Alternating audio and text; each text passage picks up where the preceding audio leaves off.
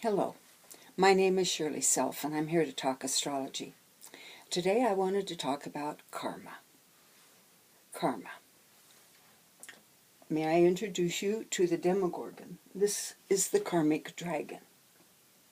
You've probably seen this mandala before. I have used it before. I got the mandala out of this book. This mandala was brought to us by Manly Palmer Hall quite a long time ago. So here's a picture of the karmic dragon. Here's another picture of the karmic dragon. It's also called the Ouroboros. This refrigerator magnet was made for me a long time ago by a young man named David Chastain. And he's brilliant, just brilliant. I love this refrigerator magnet. I need to glue it back together a little bit. Anyway, so karma, what is it? Well, karma is a Sanskrit word that means action. And if you've studied your physics, you know that for every action, there is a reaction. And so the word karma covers action, reaction. So it's the end result of some operation, cause and effect. Now, our own karma, we talk about karma and we think it's all bad karma. It's not. It's just where you've been. It's what you have accomplished. It's your past. That's your karma. Bad karma is due to a lack of doing what you're supposed to do in your life, which is the purpose of that action and reaction is moral education. And in that moral education is a realization that you are a spiritual being. And that's the basis of morality. So bad karma is the lack of getting those spiritual qualities when you've had the opportunity. And so that's bad karma is kind of differentiated from what I want to talk about, finding karma in your horoscope. The nodes of the moon. Bad karma will be, you might say, it's depending on the aspects to the nodes. You can determine what kind of karma you came in with, but it will be around the south node.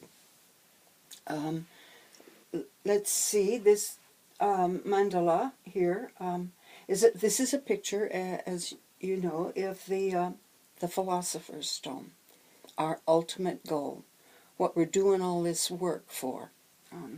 It's our contribution to consciousness, the consciousness of humanity, which is supposedly the consciousness of this planet.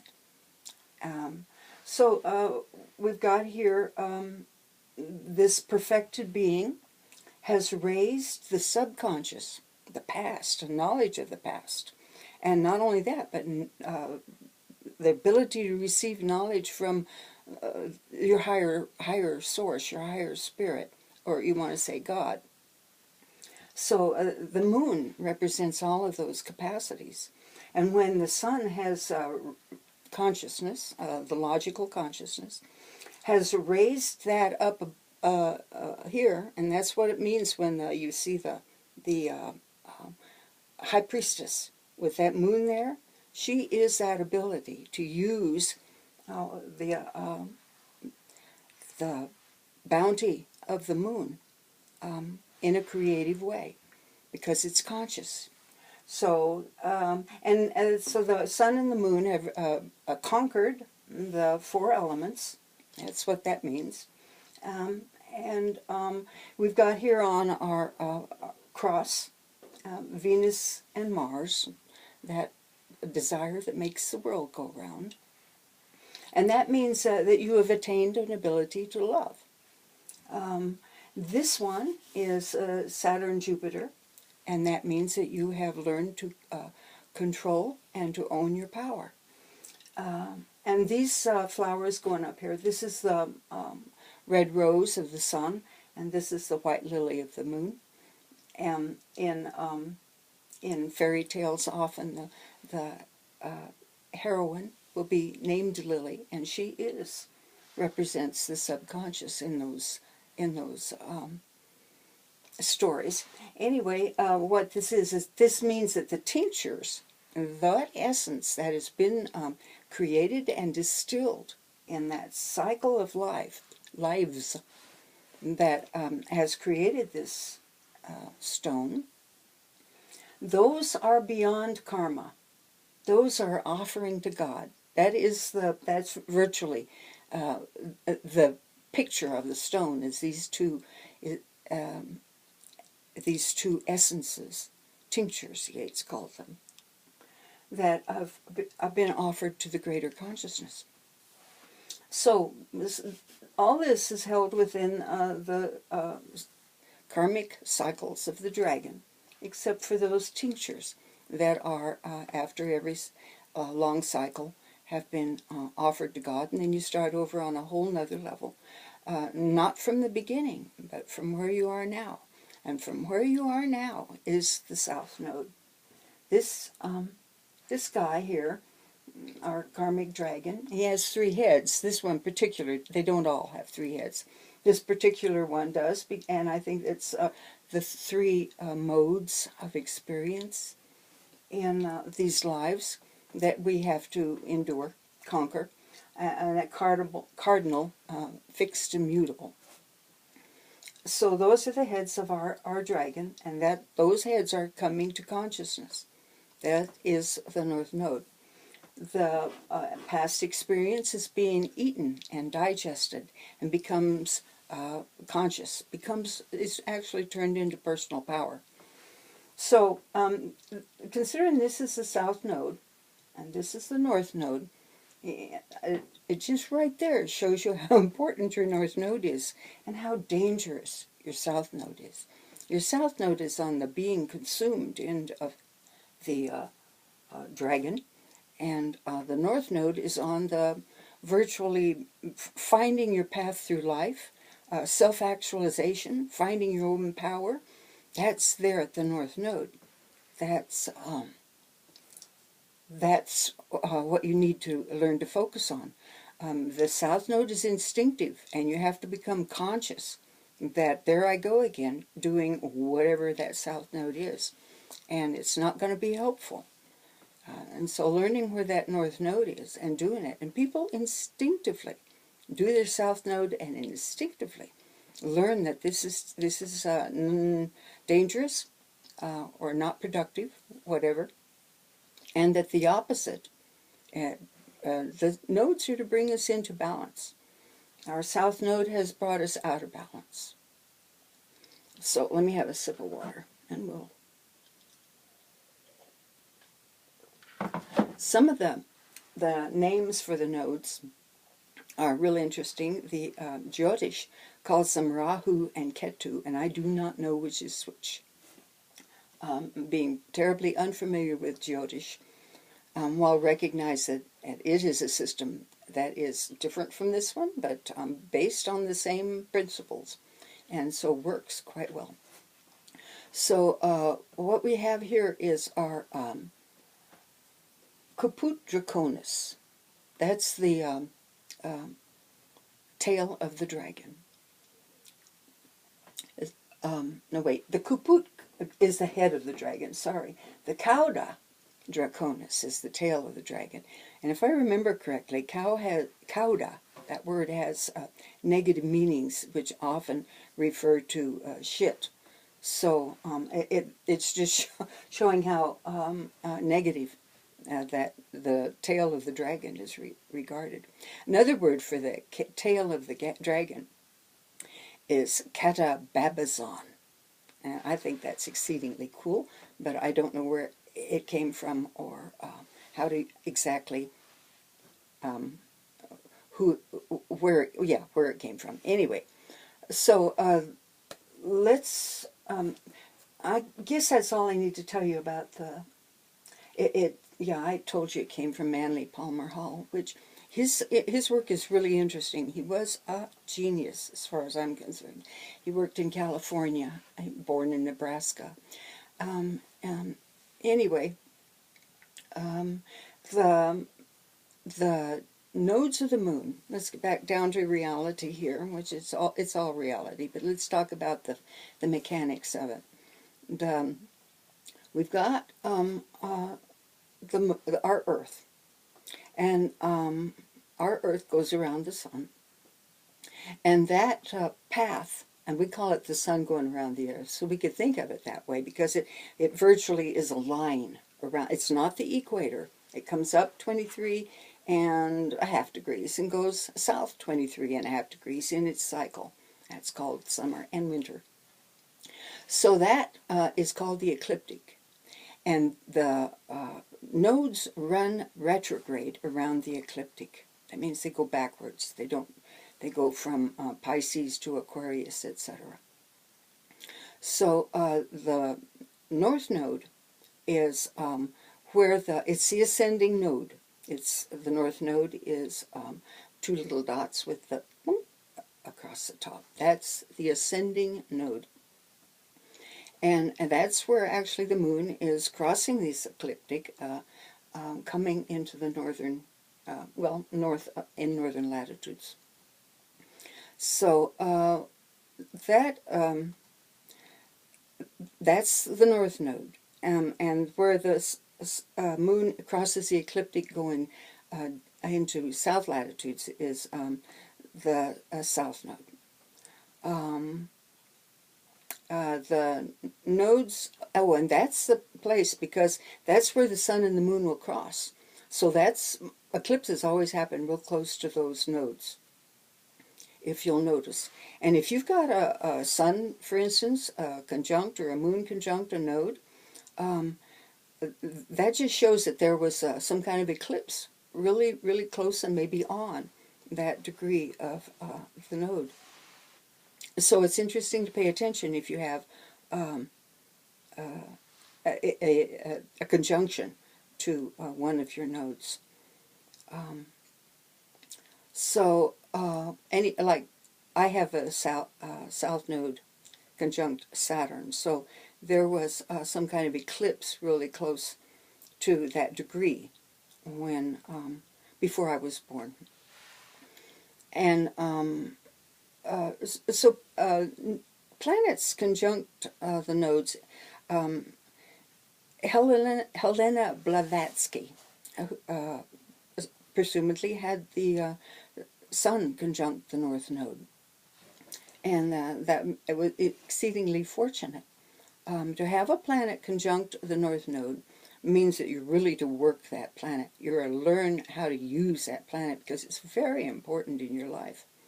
If you have planet conjunct the south node, it means beware of the negative charge on this planet. Be aware. I've got the south node conjunct Saturn, and I was before I learned astrology, I learned how dangerous my south node was. And why was it dangerous? Because virtually it says no to the world. Now, I learned about this, that I own this negative attitude toward the world, toward living, because I cast it on my mother. She was perfectly equipped to carry this, always saying no to the world. But when she said no to the world, it would just make me furious. And when I started studying Jung in my mid-20s, that's when I discovered that I was projecting this negative attitude onto my mother, and that it was my own. So when I discovered that the south node was conjunct Saturn, and it's a miserable Saturn, it's in Aries, which is in its fall, and it's conjunct the fourth cusp, which means it's in its house of detriment. So it's a miserable Saturn, and I've had to deal with the fact that my immediate reaction to anything, any opportunity, is to say no. But it's good to know that. So pay attention where that south node, and planets in just in the degree of the node. They don't even have to be making one of the major aspects to the node.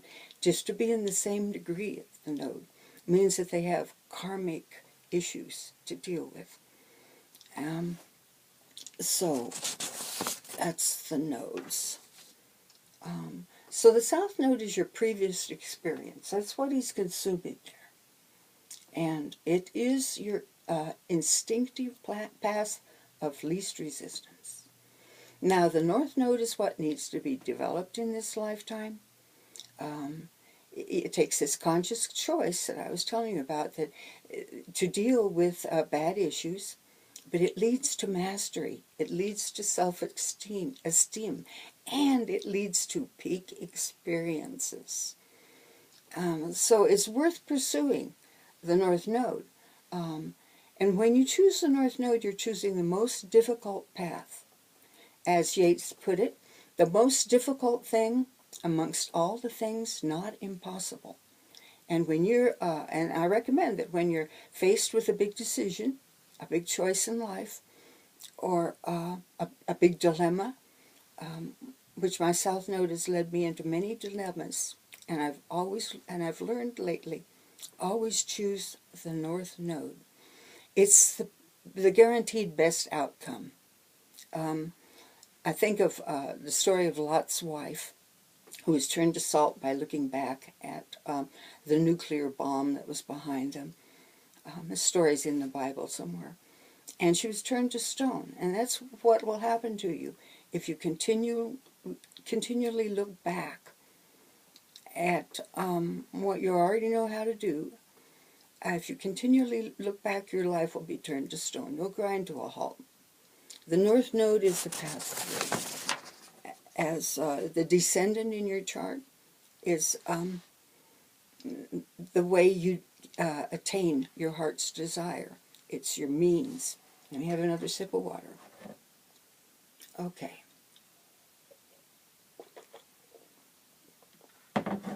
The nodes. Just quickly. The nodes move, I think about per day, they move 3 degrees backwards. They're retrograde, generally retrograde. For a short period of time, they will come to us. They will go a little bit retrograde, forward. So they go back, and then they go back, and they get. And those people who are born when the nodes are stationary or not retrograde, those people seem to have hiccups in their life. They have starts and stops. The United States we have our nodes direct, and I think it gives us, it gives you time to pause and reflect. Things are not plunging forward. They'll give you time to pause and reflect, and I think it might be an advantage. I don't know. Our horoscope for the United States is so very, very difficult, and we all have to work really hard to bring this mess together.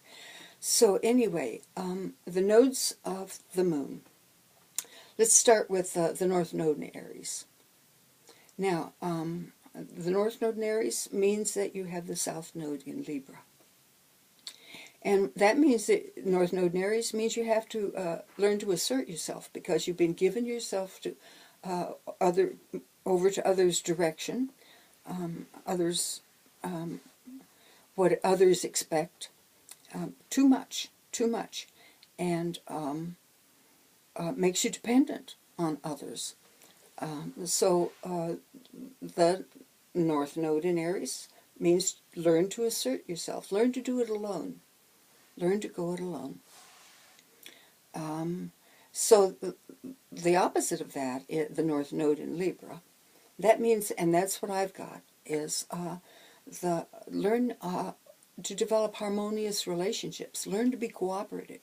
Learn to not just have to do it alone, but to work with others. And the South Node in Aries means that you're overly assertive in a group, that because war, node in Aries is war. Anything in Aries. The Civil War started at the moon, or not the moon, Neptune moved into Aries. And it went on and on and on. I think it was the Neptune in Aries. People were just willing to sacrifice everything for it. And pretty much did. So that's the South Node in Aries. It wants to go it alone. It used to go it alone. It's really quite competent going it alone. And if you've got planets down there, you just need to learn to use those planets in a way that is more cooperative, that gets into, develops relationships with other people. So the North Node in Taurus. Now, the North Node in Taurus, well, let's talk about the South Node in Scorpio. It's so easy to contrast against the South Node in Scorpio, because the South Node in Scorpio is possessive, obsessive, emotional, manipulative, selfish. It's probably, I think, of course, you know, I'm an Aquarius, and so Scorpio's square, and I think that, and I have no Scorpio in my chart, I think Scorpio got to be the most difficult South Node there is. And it's a dependency on having control over other people. You're controlling other people, the South Node in Scorpio, controlling other people, making you safe. And what you have to learn to do is to find those inner resources that truly are safety and are Taurus. You need to learn to become resourceful on your own and not have to frighten or boss other people into doing what needs to be done. So if you got the North Node in Scorpio, you need to learn the opposite of that, possessive, selfish, manipulative, and become, learn to share yourself with other people. Learn to give of yourself, virtually a deep giving of yourself. Remember, Scorpio is the sign of sex. And sex is learn about yourself by giving yourself to another person, and them giving themselves to you. If it is equal, if you've got an egalitarian relationship there, it is very educational. It's spiritual, and it helps you to know thyself, and that's Scorpio. North Node in Scorpio is know thyself, and you know thyself by sharing thyself. South Node in Taurus, it's going to be materialistic, possessive, and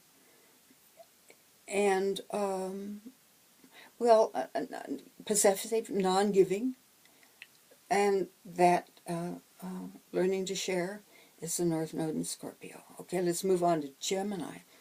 I envy people who have the nodes in Gemini because they're so alike. All you have to do is, just to learn a shift of focus. You don't have to learn a whole different behavior. You have to learn a shift of focus. Now, the Gemini, as you know, is the butterfly that flits around learning things. Yay! It's what it does. And it has, if you've got the North Node in a Gemini, you need to learn how to do that. If you have because you'll have the South Node in a Sagittarius. Now remember, Sagittarius is ruled by Jupiter, and so South Node in Sagittarius tends to be very ponderous, very give you poor judgment, and it'll make you actually act on assumptions that you have the North Node in Gemini, that you need to, if you've got the South Node in Gemini, don't act on the assumption that it is going to be there, or whatever, that you know what that person is going to do. Find out. That's the North Node in Gemini. The North Node in Gemini is also it's very versatile, whereas the South Node in Sagittarius can believe this is it and get stuck somewhere. This is it. I know exactly. And North Node Gemini says, lighten up and let's go find what else is going on here. Anyway, the North Node in Cancer has the South Node in Capricorn. And so it's authoritarian, it's selfish, it's ambitious. And so the North Node in Cancer is to learn to be the obverse of that. Learn to nurture. Nurture yourself, nurture others. See, now the thing about South Node in Capricorn is it knows how it's done. It absolutely knows how it's done. It's absolutely sure that it knows how it's done. And the North Node in Cancer is much more willing to find out, to not experiment. It doesn't do that, but to do it. The South Node in Capricorn just knows it and expects other people to do it. It's the boss, after all. Capricorn is the boss. And South Node in Capricorn people can be really, really bossy. They need to learn to nurture other people, to do what they do for the benefit of other people, to work for other people, and to do whatever this ambitious South Node in Capricorn says needs to be done. So if you've got the South Node in Cancer, now they can be real selfish, as the North Node is generous and giving and thinks about other people and how to take care of what would be best for other people a lot.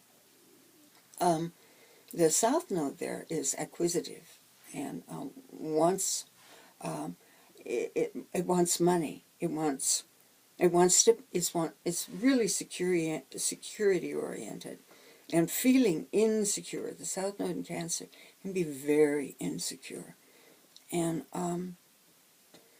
therefore it will collect things and stack it around it to feel more secure, kind of like some crabs do. And that means that the North Node is in Capricorn, and that it helps you to be able to work on your own security, to provide your own security, to develop your own authority in life. The Cancer doesn't have much authority, and it's in Capricorn. It's self-control also. It's one thing that Cancer doesn't. Emotional control is fairly foreign to it, unless you've got other things going on. But the North Node in Capricorn helps you fight for self-control and learn self-control. Because if you can control your emotions, you're in charge of the situation, and Capricorn will teach you that. So we come now to Leo Aquarius, and that's the United States nodes. And excuse me, I need another sip of water.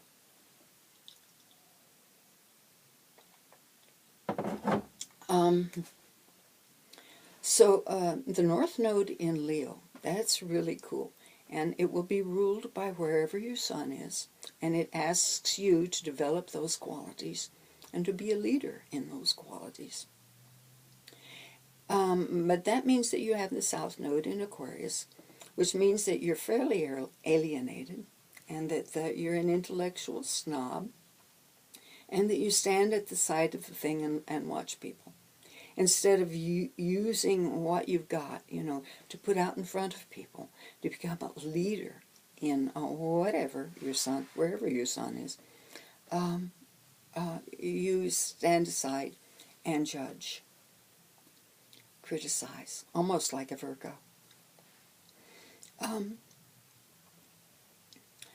The South Node in Aquarius is really alienating. We've got the South Node in Aquarius, and we've got the Moon in Aquarius, and this is the most alienated and insecure, because alienated. The security virtually is only found in companionship with other people. It's real hard to get secure all by yourself. You need others. We need others. And so to have the South Node in Aquarius means we're all alienated from each other. And to have the moon there means that we don't have that security that can makes us. If you're insecure, that's the thing about Cancer. If you're insecure, the moon, you become acquisitive and selfish and cranky. Cancer can be exceedingly cranky, unforgiving. All the things that we see going on around us, and it's because of that South Node and that moon there in Aquarius. Thank God they're not conjunct. We have the moon in Aquarius, and that means we can learn to be friends. And in order to learn to be friends, it means we have to learn to deal with people who are not like us. Now, if you have the North Node in Aquarius, it means that you have to learn to deal with people who are not like you. To learn to be a friend and to allow other people to be who they are. It means to be able to jump the line, to be barriers, to jump barriers, to tear down barriers between people. And that's the hopeful thing with that moon in Aquarius.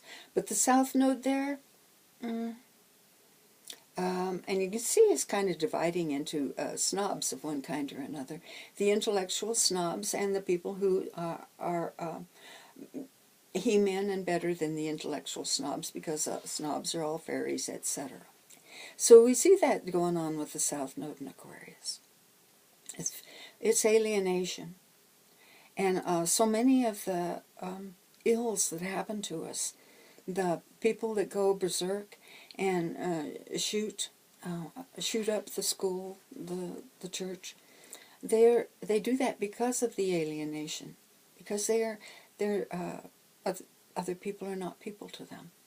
So we're working on that, though. We have the moon there, and our moon is evolved, and we see it as necessity, and I think we'll make the choice to do that.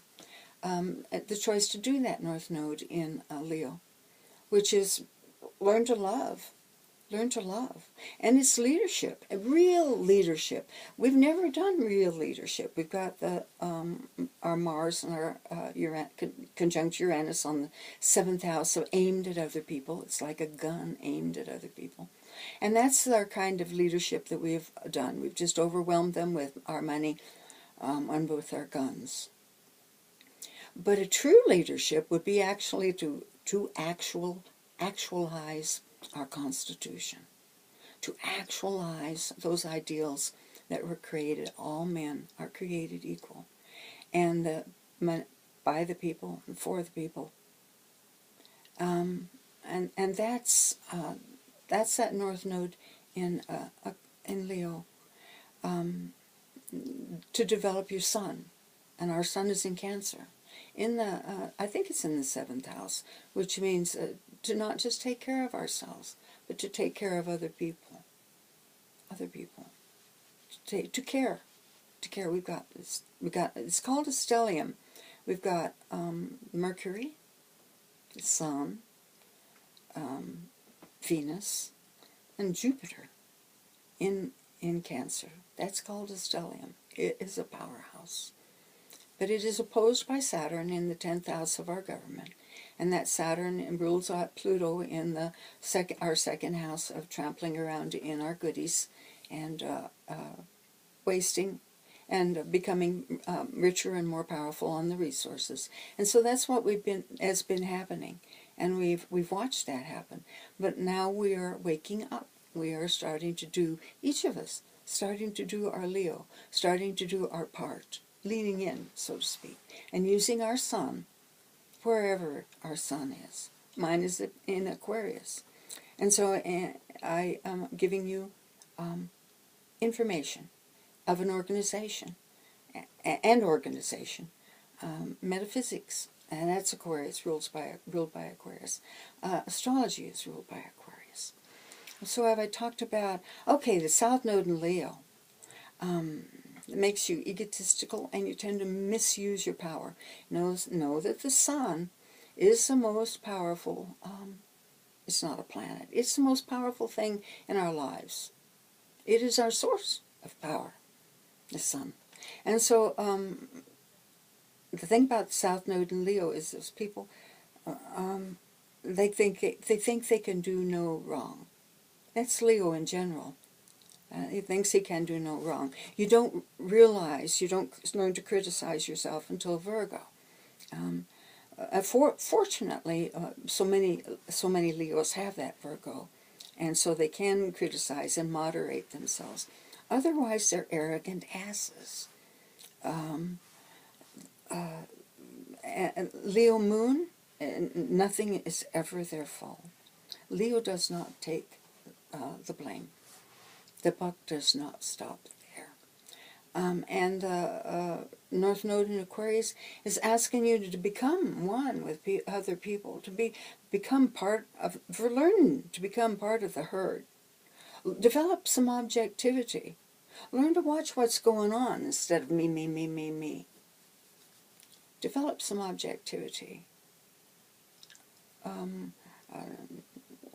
Learn to observe what's going on, and to develop your logical mind by doing that. So we come to Virgo, Pisces. Now, if our North Node is in Virgo, it means we need to learn how to work, and we need to learn to how to judge ourselves. It's judgment, wherever you want to put it, and it wants you to. A Virgo wants you to learn to be of service somewhere in your chart. It's a demand to be critical and to be of service, because that South Node in Pisces is not only a victim, but it's an escape artist. A South Node in Pisces will do anything to get out of it, to get away from it, to not deal with it. It's a runaway. And so South Node in Pisces is prone to drugs, and is prone to victimage, to setting themselves up to being a victim, to giving too much, just even giving too much. And so learning to give in service to humanity, using that Pisces tendency to give in a Virgo way, to be discerning, to not become a victim, but know what to do and when to do it, and who to do it for. That's the North Node in Virgo. Now the South Node in Virgo, oy, these people are so critical, so judgmental. It's very hard to really function around them, because they say you do it wrong. Oh my goodness, yes. And so I apologize to all you Virgos here. And I will tell you that every one of these videos that I've done, there is at least one mistake. And I'm hoping you're using your Virgo to a good effect and find that mistake. I have the Neptune in Virgo, so the mistakes I made, I tend to have to forgive myself for them, but I can do that. I can do that. It's a trine. Is it a trine or a sextile? It's a trine to, I can't remember. Oh, it's a trine to my Mercury. So I can forgive myself. And it's a sextile to my moon. So it's not that hard for me to forgive myself. It's also an inconjunct to my Saturn, and so that's what I have to forgive myself for all the time. Saying no to people, saying no to life, denying myself those things that would bring joy and entertainment even into my life. So the South Node in Virgo is difficult, and these people need to let it go and forgive. They need to know, they need to use their North Node in Pisces, and understand that we're all people, and understand that you don't know why people do what they do. I mean, often you can intuit it, but to find out, that takes a tremendous amount of psychic awareness on your own part to be able to say, oh, I know why he did that, and why he did that, because, absolutely, because you often and usually don't know. And you need to allow people to be, and let things go with the Tao and not micromanage things like, for instance, a Mars in Virgo micromanages everything. And nothing gets to go by untouched, unscrewed around with. It's difficult. Mars in Virgo often tends to not know what to screw around with, and to allow that's the whole problem with the South Node in Virgo too. It's kind of like having a Mars in Virgo. It can be painfully critical, and it doesn't know what's important, and so criticizes everything, and messes around with everything, and expect perfection, whatever that is. Let's face it, and the Pisces has to face it. No, but none of us have ever done this before. None of us have done this before. To assume that you should know how to do it is just beyond bizarre.